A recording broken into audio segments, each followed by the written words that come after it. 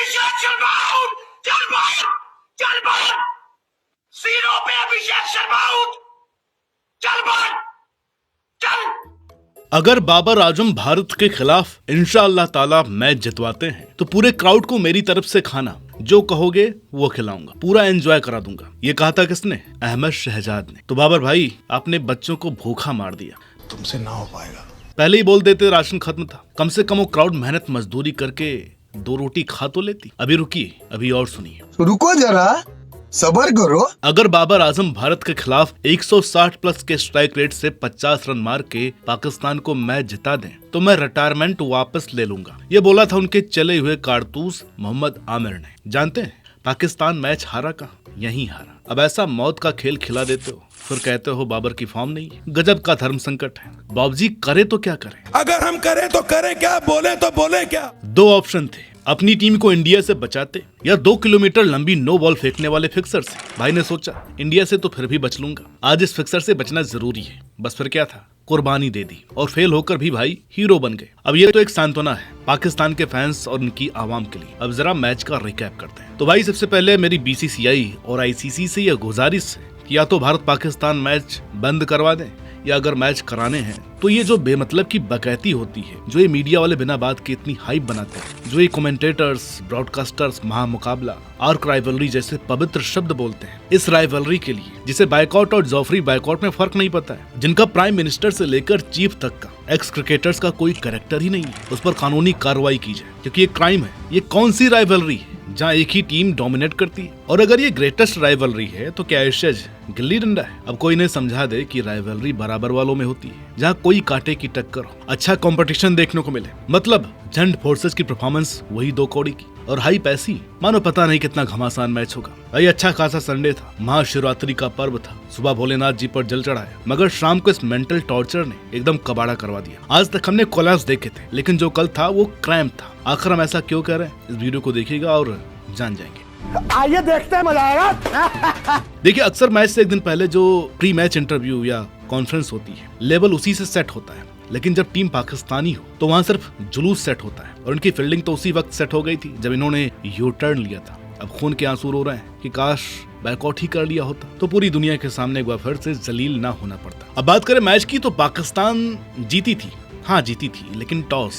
अगर कोई दिमागदार आदमी होता तो पहले बैटिंग करता, लेकिन ये है आम जिंदगी हागा जी। बीइंग हागा जी पहले बॉलिंग ली, ये जानते हुए भी कि पिच को आगे स्लो होना था, चेज करना बेहद मुश्किल था, लेकिन हागा जी ने कहा कि आज कुछ तूफानी करते हैं। दोस्तों कल एक और बात भी पता चली, जो अभिषेक शर्मा का पेट खराब हुआ था ना, जिससे उनका वजन काफी कम हुआ था, उन्हें किसी ने शाहिद डकरीदी का जूठा खिला दिया था, जिससे उनकी बॉडी के साथ परफॉर्मेंस का भी वजन घट गया। पहले ही ओवर में भाई से फिर डक। अब मुझे तो डर लग रहा है कि भाई नीदरलैंड के खिलाफ हैट्रिक न मार जाए। कहीं ये वो वाली फिल्म तो नहीं देखा है कि वीक टीम के अगेंस्ट स्कोर करके क्या फायदा, चलना ही नॉकआउट मैच में। पाकिस्तानियों की दुआ काम कर गई, लेकिन Ishan Kishan out of syllabus आ गए, क्योंकि उनके आगे बॉलर्स ठीक वैसे ही बेबस थे जैसे नींद के आगे कुंभकर्ण। ईशान ने जो 360 शॉट्स मारे, रूह खुश हो गई। किसी के हाथ नहीं आया पॉकेट डायनामाइट, ऊपर से मैच खत्म कर दिया। एक स्पिन फ्रेंडली पिच पर स्पिनर्स को ही ठोक दिया। 2008 एशिया कप फाइनल के वीरेंद्र सहवाग स्टाइल में, एक ऐसी पिच जहां बैटिंग आसान नहीं थी। 125-130 का स्ट्राइक रेट में प्लेयर फंस जाते हैं, वहीं इन्होंने महज 40 गेंद में ताबड़तोड़ 77 रन कोड़ दिए, 10 चौके 3 छक्के। अबरार की शाम बिगाड़ दी, शादाब को 2023 के रोहित की याद दिला दी। और भाई को दूसरा ओवर मिला ही नहीं। सच कहें तो 50 रन का फर्क इन्होंने ही डाला था। अपना स्कोर 138 से 145 के बीच भी सिमट सकता था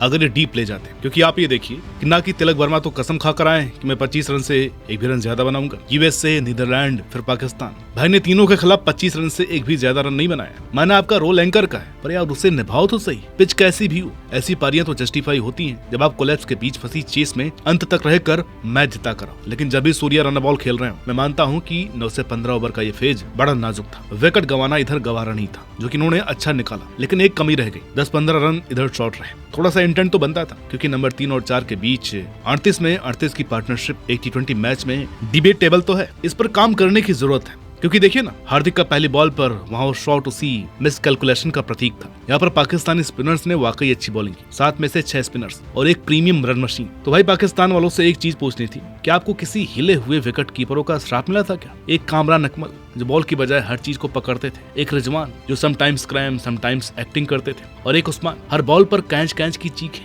मैं बल्लेबाज होता तो पहले कान के नीचे 2 लगाता। खैर शिवम दुबे और रिंकू सिंह ने आखिर में अच्छी फिनिशिंग की। उस कैमियो की बदौलत हम 160 से 175 तक जंप कर पाए। आखिरी ओवर में जो 16 रन है, प्रोफेसर रिजवान के प्रिंसिपल ऑफ मोमेंटम के मुताबिक वहाँ मोमेंटम अपने हाथ में आए। यहाँ एक चैलेंजिंग विकेट पर अच्छा फिनिश किया। मैच विनर को कोई विकेट नहीं मिला, लेकिन बॉलिंग अच्छी थी। हवा सम्राट उस्मान तारिक को सूर्य ने नेट्स में रोस्ट किया और मैच में सेंसिबली खेला। एक चैलेंजिंग टारगेट हो और सामने भारत हो तो साहिबजादा फरहान की वैसी पतलून गीली हो जाती। 166 के स्ट्राइक रेट से वो 3 छक्के मारे थे तो डॉक्यूमेंट्री बना दी और पिछले मैच में यूएसए को कोड दिया। करियर का हाईएस्ट अचीवमेंट आ गया। पाकिस्तान को तो आज हारना ही था, अब रन बनाने से क्या होगा, तभी तो ये 0 पर निपट गए। मेरी गुजारिश है, इस टीम का नाम पाकिस्तान की बजाय टर्निस्तान रख लीजिए, क्योंकि आपके टैलेंटेड बल्लेबाज बॉलर बनकर के खेलते हैं और प्रीमियम फास्ट बॉलर एक तगड़े बैट्समैन जो करने वाला काम हो वो छोड़कर इनसे कुछ भी करा लो। सईम अयूब ने बेहद शानदार बॉलिंग की, सिर्फ 25 रन पर 3 बड़े विकेट, हैट्रिक चांस भी था, लेकिन सीरियसली जहां उनकी सबसे ज्यादा जरूरत थी वहां पर वो धोखा दे गए। अनदर इंडिया वर्सेस पाक,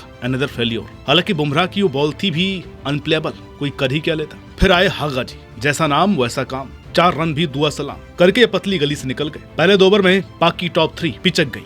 फिर आए बूज बम्स, क्योंकि क्रीज की शोभा बढ़ाई all time greatest legend Bobji the king ने अपनी गेस्ट अपीयरेंस से, जिनकी सस्ती पीआर रमीज रजा लगे पड़े थे चापलूसी करने। Babar is a master in this situation. आपको भी याद ही होगा जब 2023 वर्ल्ड कप मैच से पहले एक महान खिलाड़ी की लाइन कॉपी पेस्ट करके बाबर बोले थे, मैं सिर्फ अपनी गलती से आउट होता हूँ, मुझे बॉलर्स आउट नहीं कर सकते। अब बापू की गेंद तो सिर्फ बहाना थी, बाबूजी को तो बस अपना सेब पाक का मकसद पूरा करके जाना था। उन्होंने भी ज्यादा समय खराब नहीं किया। एक उस्मानी थोड़ा फाइट करते नजर आए, बाकी शाहीन ने भी हाँफते 100 के पार स्कोर पहुंचा दिया, वरना जब ये लोग 78 पर 7 थे तो मुझे 90 ऑल आउट नजर आ रहा था। हार्दिक भाई ने पहला विकेट भी लिया और आखिरी भी। माइंड ब्लोइंग बॉलिंग, एक स्पिन फ्रेंडली विकेट होने के बावजूद पहला ही ओवर विकेट मैडन डालना। इनके भी 2+, जस्सी के भी 2 विकेट, बापू और चक्रवर्ती के भी 2 विकेट रहे। तिलक को बॉलिंग करते और पहली गेंद पर आउट करते देख करके अच्छा लगा। अब क्योंकि इनमें से कोई जीतने के लिए खेला ही नहीं था तो ये फाइट कुछ थी नहीं इनकी बैटिंग में। बाकी मैच में और कुछ भी नहीं था। कुछ इस तरीके से श्रीलंका में एक ट्रिकी सरफेस पर यह मैच 61 रन से हमारा हुआ और सुपर 8 में अपनी एंट्री भी हुई। खैर अब स्कोर 8-1 का हो गया है। एक बार फिर पाकिस्तानी खेमा परास्त हो गया, लेकिन यहाँ पर एक बात कहना चाहूंगा, जानता हूँ शायद इसकी कोई बात नहीं करेगा, वह अभिषेक और तिलक का फॉर्म, क्योंकि ईशान का फॉर्म तो बढ़िया है, दोनों मैच में अच्छी लय में रहे, लगातार 2 अर्धशतक भी है। इनकी ताबड़तोड़ ओपनिंग के बाद भी पिछले 2 मैच से हम मिडिल ओवर में फंस रहे हैं। बाकी श्रीलंका की पिचें भारत से ज्यादा मुश्किल है। यहाँ प्रॉपर स्ट्रेटेजी के साथ ही टीमों को उतरना होगा भी। अब ऐसे में जरूरत है अभिषेक के ताबड़तोड़ रन्स ऐड करके तिलक का वो परफेक्ट एंकर स्टाइल, क्योंकि अल्टीमेटली उनकी बैटिंग किसी फंसे मैच में क्रंच सिचुएशन में ही आएगी, वहाँ प्रेशर नेक्स्ट लेवल का होगा और ओपनर के जल्दी निपटने का डर भी होगा। बाकी रिंकू का इंटेंट भी अच्छा लगा और दुबे जी तो है ही जबरदस्त। पर जाते जाते यही बोलूंगा कि अभी भी समय है आईसीसी वालों, इन मिनोज से मैच को इतना महत्व मत दिया करो। और ब्रॉडकास्टर से तुम्हें हाथ जोड़ करके निवेदन करता हूँ, 3 दिन से इंडिया पाकिस्तान की बात कर रहे थे और जब मैच आया तो कुछ बात करने को बचा ही नहीं, क्योंकि कुछ खास हुआ ही नहीं। यहाँ में सूर्य कुमार यादव द प्लेयर से ज्यादा सूर्य द कैप्टन की बात माननी चाहिए, जो इन सब में वाकई दिलचस्पी नहीं ले रहे हैं, क्योंकि अल्टीमेटली ट्रॉफी जीतना ही लक्ष्य है। बाकी क्रिकेट को क्रिकेट ही रहने दीजिए। एक टीम को उतना ही भाव देना चाहिए जितना वो डिजर्व करे, और भाव क्या, ये तो अब इज्जत भी खो चुके हैं। मेरा तो कहना यही कि बैकआउट करने से अच्छा है पाकिस्तान वालों, आप अगले किसी बड़े टूर्नामेंट में इंडिया के साथ ग्रुप में मत रहिए। तो आपका क्या कहना है इस वीडियो पर कमेंट करके बताइएगा। मिलते हैं आपसे अगली वीडियो में, तब तक के लिए नमस्कार।